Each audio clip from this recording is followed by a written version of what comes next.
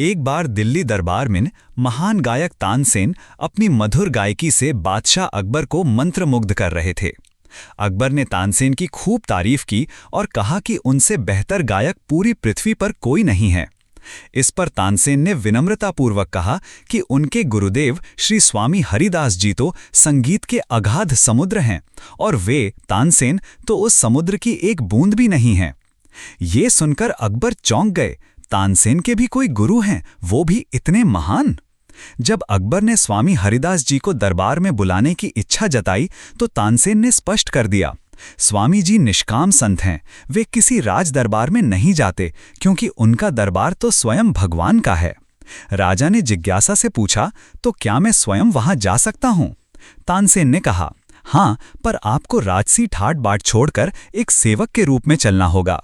अकबर ने स्वीकृति दी। साधारण वेश में वे वृंदावन पहुंचे, निधिवन के शांत और दिव्य वातावरण में। स्वामी हरिदास जी ने तानसेन से बिहारी जी की स्तुति में गायन करने को कहा। तानसेन ने जानबूझकर एक सुर गलत छेड़ा।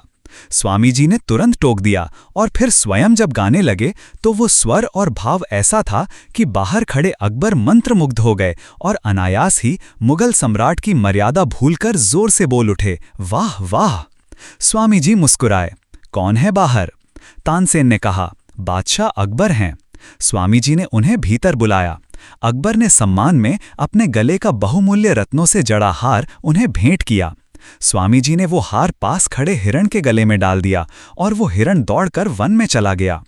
अकबर को ये व्यर्थ लगा, इतना मूल्यवान हार बस ऐसे ही। पर स्वामी जी ने अकबर के मन की बात जान ली। उन्होंने आंखें बंद कर एक स्वर किया और हजारों हिरण वहां आ पहुंचे जिनके गले में वैसे ही हार चमक रहे थे। अकबर स्तब्ध रह गए।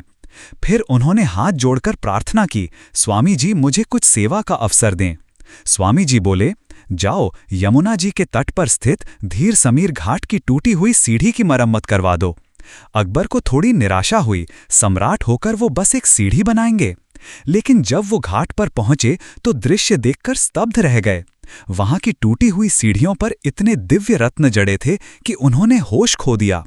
होश आने पर वे दौड़े दौड़े स्वामी जी के पास लौटे और दूर से दंडवत प्रणाम किया।